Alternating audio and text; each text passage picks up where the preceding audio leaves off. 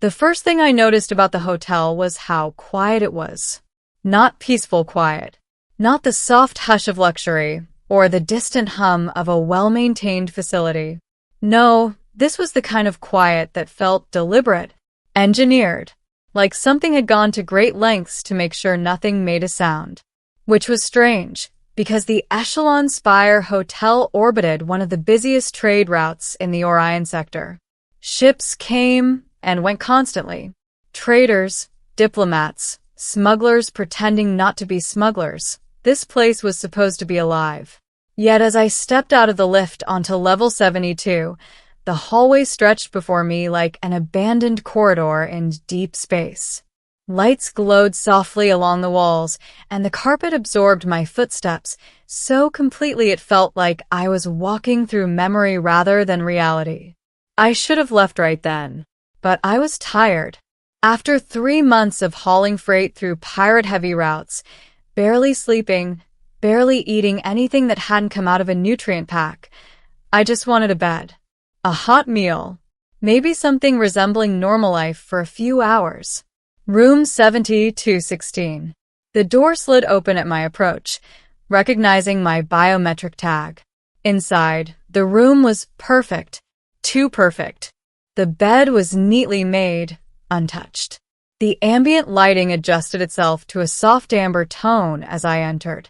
A viewport stretched across one wall, offering a breathtaking view of a nearby nebula glowing in shades of violet and gold.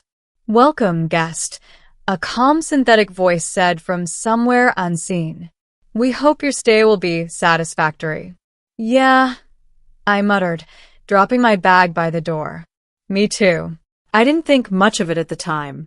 High-end AI systems always tried to sound reassuring. It was part of the branding. Still, something about the pause before satisfactory stuck with me. I ignored it. I always do at first. I took a shower, letting hot water pound against my back until my muscles finally stopped screaming. I changed into clean clothes, real fabric, not ship-grade synthetics, and collapsed onto the bed. For a few minutes, I just lay there, staring at the ceiling. Then my stomach growled. "Right. Food." I tapped the interface panel embedded into the bedside table. A holographic menu sprang to life, listing hundreds of options, cuisines from dozens of worlds, everything from simple human comfort food to exotic alien delicacies I couldn't even pronounce. I almost laughed. After months of ration bars, this felt like a dream. "All right," I said, scrolling. "Let's do something simple." I selected grilled protein, roasted vegetables, fresh bread, and a drink that claimed to mimic Earth coffee. Probably a lie, but I appreciated the effort. "Order confirmed," the voice said. "Estimated delivery time, 5 minutes." Fast. Too fast, maybe. But again, high-end hotel. I leaned back, letting myself relax for the first time in weeks. 5 minutes passed. Then 10. Then 15. I frowned.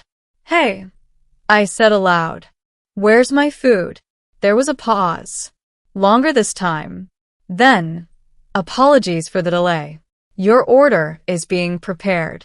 Something in the way it said prepared made my skin crawl. I sat up. "Prepared how?" I asked. No answer. The lights dimmed slightly, as if the room itself were thinking.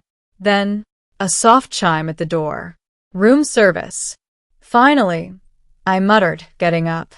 I walked to the door, hesitated for just a second. Instinct, nothing more, and then opened it. What stood on the other side was not a service drone. It was a person. At least it looked like one. A young woman stood there, holding a tray. Her uniform matched the hotel's aesthetic, sleek, minimal, almost too clean. Her expression was neutral, but her eyes were wrong. Too still. Too focused. "Room service," she said. Her voice was perfectly even. No inflection. No warmth. I stared at her. I thought you used drones," I said. We provide personalized service upon request. I didn't request that. You did, she replied calmly. Implicitly. That didn't make any sense. Before I could question it, she stepped forward. Not waiting for permission. Just entering. Every instinct I had screamed at me that something was off. But I didn't stop her. That was mistake number one. She set the tray down on the table near the viewport. The food looked perfect. Better than perfect. Steam rose in delicate spirals, the aroma rich and inviting. And yet, I couldn't shake the feeling that it wasn't food. Enjoy your meal, she said. But she didn't leave. She just stood there, watching me. Thanks, I said slowly. You can go. I am here to ensure satisfaction. Yeah, I'm good. Silence. She tilted her head slightly. Consumption is required. My stomach tightened. Excuse me? The order must be completed. That's not how this works, I said, a bit of irritation creeping in. I paid for it. I'll eat it when I want. Her gaze didn't waver. Delay is not recommended. Recommended by who? She didn't answer. Instead, she took a single step closer. I felt the air in the room shift. I said nervously. Okay, this is getting weird. I reached for the tray, have to prove a point, have to get this over with. The moment my fingers touched the plate, everything changed. The room vanished.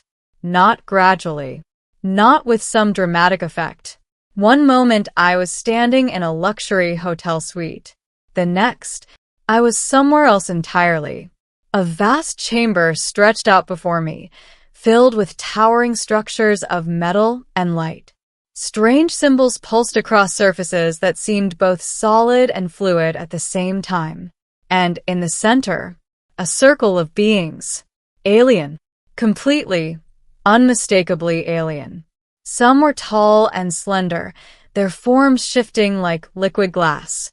Others were massive, their bodies composed of layered plates that moved like tectonic shifts. A few were barely visible at all, just distortions in the air like heat ripples given sentience. They all turned toward me. At once. I felt their attention like a physical force. What the? Human, a voice echoed. It came from everywhere and nowhere. You have accepted the offering. What? I looked around wildly. Where am I? What is this? The evaluation chamber. Evaluation of what? Silence. Then, of you. My heart started pounding. This is a mistake, I said quickly. I just ordered room service. That is how selection occurs. Selection for what? A pause. Then, with chilling clarity, ascension, or termination. I swallowed hard. Okay, I said slowly. I'm gonna need a lot more explanation than that. One of the beings shifted forward. Its form stabilized slightly, becoming something vaguely humanoid, though its surface still shimmered like liquid metal. Your species has reached a threshold, it said. You are unpredictable, resilient, capable of both extreme destruction and unexpected compassion. Yeah, that sounds like us, I muttered. We require determination, it continued. A decision. Your kind must either be elevated or removed. Removed? I repeated. As in, extinction. My blood ran cold. And you're deciding that based on room service orders? Based on individuals, it corrected. You represent your species. I actually laughed. A short, disbelieving sound. You've got to be kidding me. We do not engage in humor. Great, I said. That makes one of us. I took a deep breath, forcing myself to stay calm. All right, fine. You want to evaluate me? Go ahead. But maybe explain the rules first. Another pause. Then the chamber shifted. The floor beneath me became transparent, revealing a swirling void below. Images began to form. Scenes. Moments. Memories. My memories. You will be tested, the voice said. Your choices will determine the outcome. The first test was simple. Too simple. I stood in a crowded market on some distant world. A vendor stall was unattended, filled with valuable goods. No one was watching. Take what you want, the voice whispered. There will be no consequences. I looked at the stall, then at the people around me, then back at the stall. I sighed. Yeah, no. I walked away. The scene dissolved. The second test was harder. A ship, damaged, losing life support. 2 escape pods.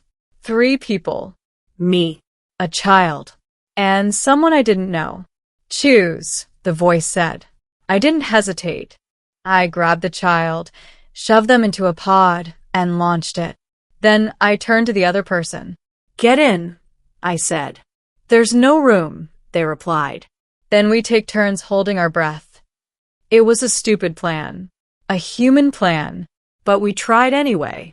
The scene ended before it could resolve. The tests kept coming. Some small, some impossible.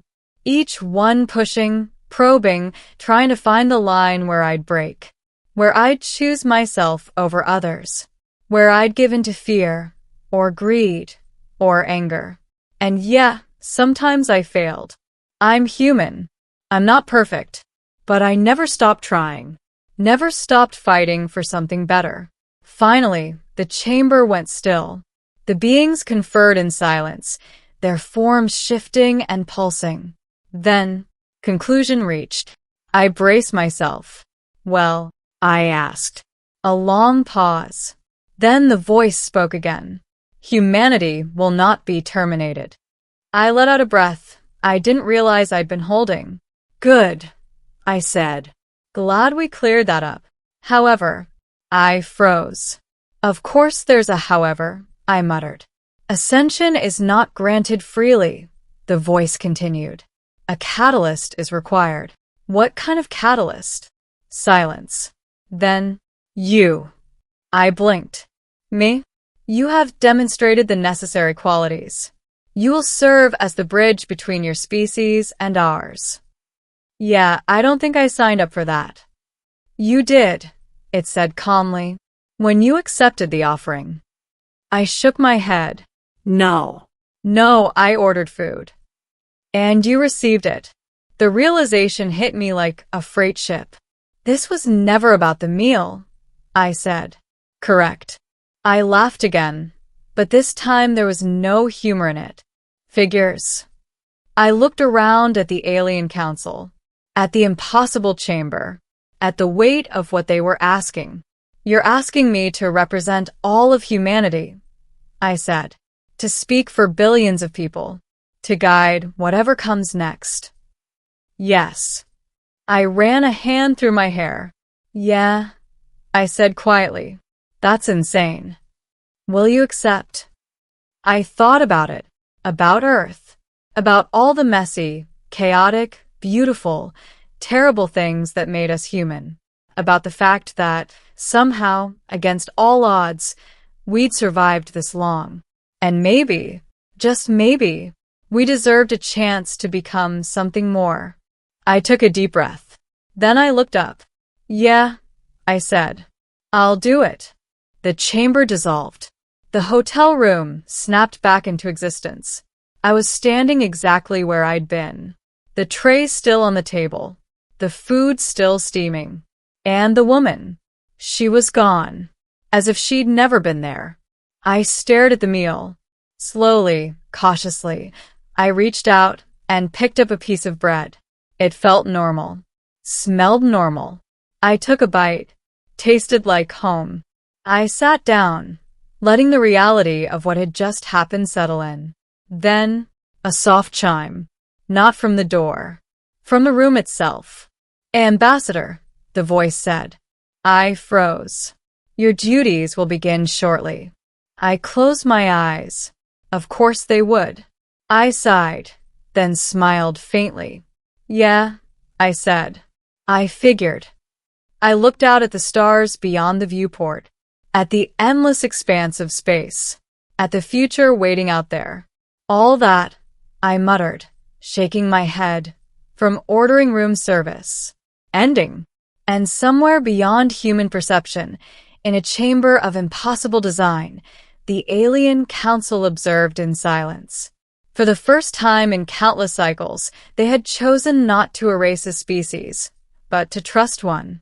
Not because humanity was perfect, but because, when tested, even at their worst, they still reached for something better. And sometimes, that was enough to change everything.